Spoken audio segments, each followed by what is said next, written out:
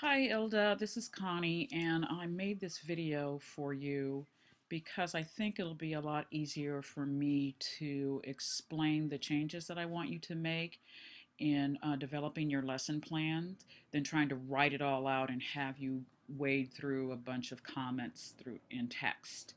So let's start at the top. This portion is fine where you write down the subject area and so on, and what the goals are, and your written response and your standards. All of this is fine.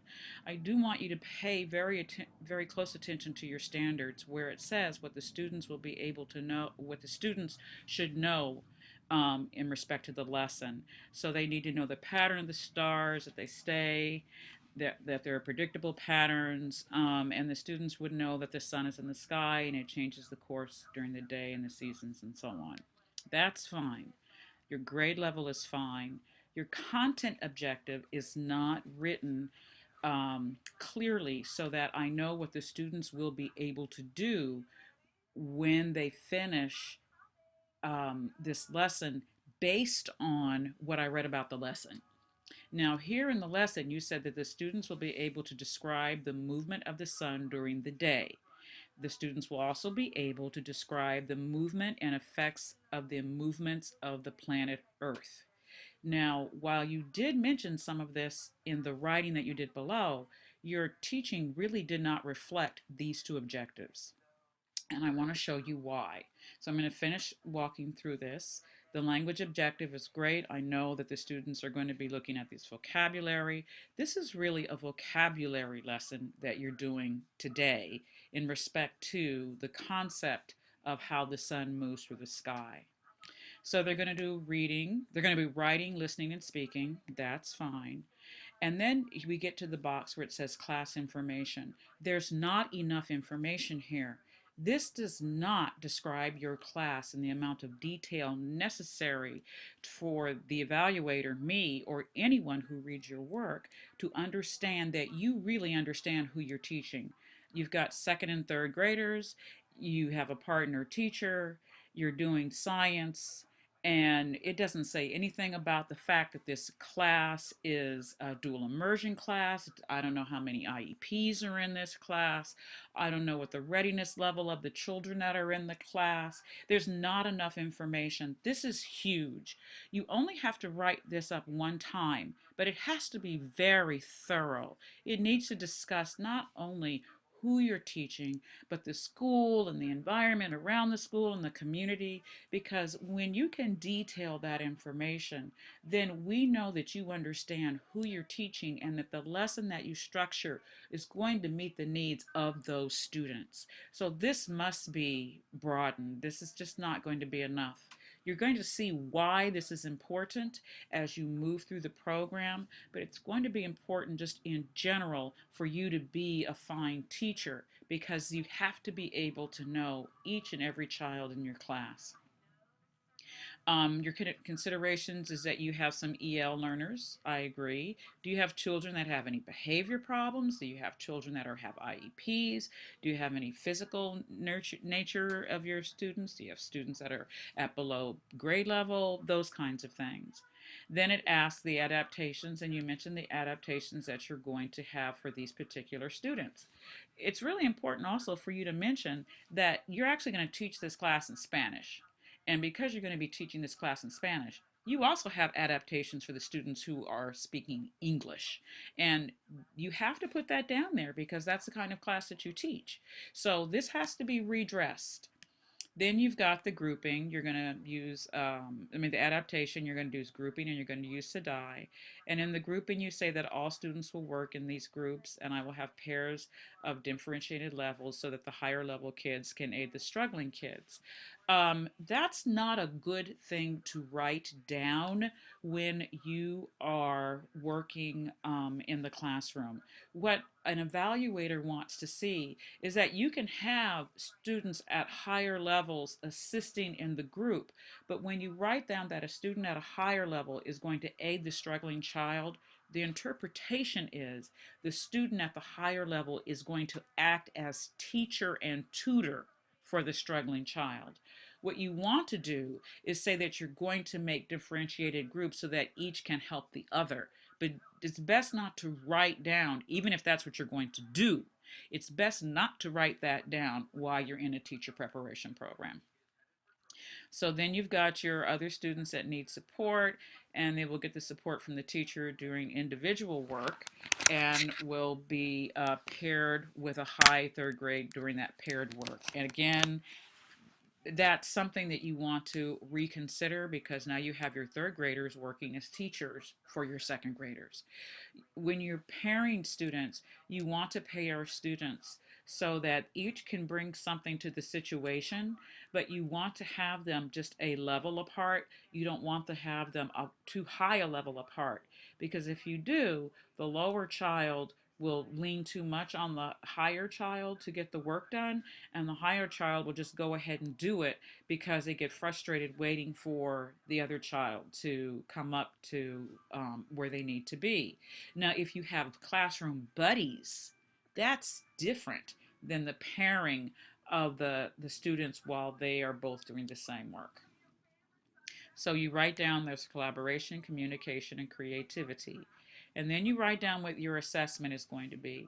Your assessment is going to be informal and your assessment is going to be traditional. So that means there are two different kinds of assessments that I'm going to be looking for.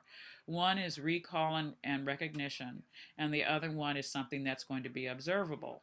Okay, so in the informal one, you say that you will listen to their choral responses as I give them as I as I give them fill in the blank sentences orally. This doesn't tell me enough. This is I don't understand what this has to do the way it's written. I don't understand what this has to do with this. Um, where are we? With that, the students will be able to describe the movements of the sun. Filling in the blank is not a description. Filling in the blank is filling in the blank. It's it's matching a word to a definition. It has nothing to do with being able to describe the movement of the sun. Okay, so let's go back down here. Students will also be creating a little book that has 5 pages. Okay, I got it. That's good. Each page has a fill in the blank sentence that uses one of the vocabulary words. Okay, that's fine too. And then they're going to illustrate the book and then they're going to read the book. I don't have problems with that, but that does not match your content objective. It does not, that book does, in the assessment portion, does not say anything about them being able to describe the movement of the sun, and it doesn't say anything about them being able to describe the movement and the effects of the movement of planet Earth. So what you say you're going to teach is apples, but what you're teaching is vocabulary and oranges because your assessment is not assessing what you've asked, what you wrote down as your content objective. That's critical. That's absolutely critical when you're teaching in general. If you're going to teach apples, you have to assess apples. But you're going to be taking your TPA starting next term.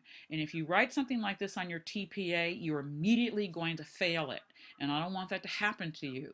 You must align the standards with the objective with the assessment.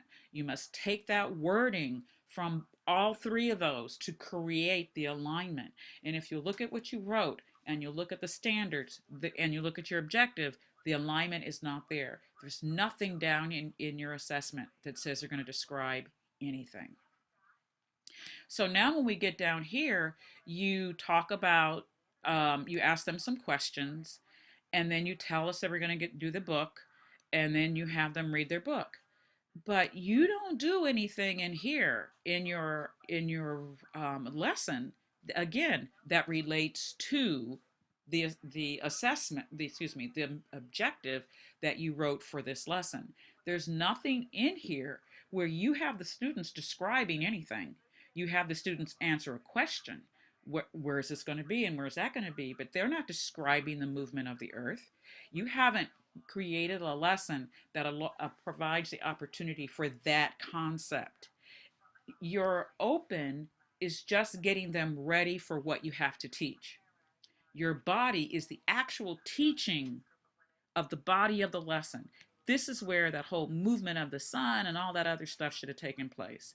Down here is where you're going to have them do the close. You're going to look at the assessment. You're going to see um, how they can talk to one another and describe what's going on, or they can create a picture and describe that picture to somebody else. But nothing here relates to what you wrote up here as it is for the content objective. What you did do is you had a vocabulary lesson where they had to identify words. That's totally different. South, east, north, that's fine, but that doesn't have to do with describing the movement of the sun, not the way you wrote it. Okay. So, I I needed to let you know that you're going to have to rewrite this lesson, and you need to know why, because I've got to know you really know how to write a lesson plan. I also need to have you narrate exactly what you're going to say to the kids. This is too short. The assumption is I'm going to fill in the blank. No evaluator is going to fill in the blanks for you. We have to be able to glean the information from what you write. So you have to paint a very clear picture of what you're going to do. I'm going to ask the students to come to the rug, and then I'm going to I'm going to show them a picture of the sun. I'm going to ask them, do you know what this is? And then I'm going to show them the vocabulary word, and that word's going to go on the word wall. And then I'm going to show them a series of pictures that go along with this, and then we're going to talk about. Then I'm going to move into the lesson, and then I'm going to show them I'm going to using a ball and a globe. I'm going to show them that the ball is the sun and it moves like this. That's the body of the lesson. That's where you're going to teach them whatever it is that they're going to be learning. This has to be described with what you're going to do and what the students are going to do. And that usually just goes on and on and on. And then down here is where you're going to be using an assessment piece of how you close this lesson so you know that they got it. It's okay for them to do a book. I don't care. But if you're using an informal assessment, you have to talk about what you're going to see exactly in that informal assessment so that you'll know if they got it. And that you could either do it here or you can do it up here in the description of the informal assessment. But somehow you've got to detail this is what will be looked at in this assessment. And then I've got to see where you implement that down in this part of the lesson plan. So I just want you to know that if you take this advice, you rework this, I'll help you through it. You'll find that your lesson planning will be difficult while you're in the program, but will serve you well when you get out of the program because it'll be much more thorough and much more thought through. So I know this is a little long, but I wanted to make sure that you understood that. It's okay if it's not right. You're learning how to teach, but I really did need to get this to you because I want to make sure you know what to do. So thank you very much, and I will send you the link to this. Bye-bye.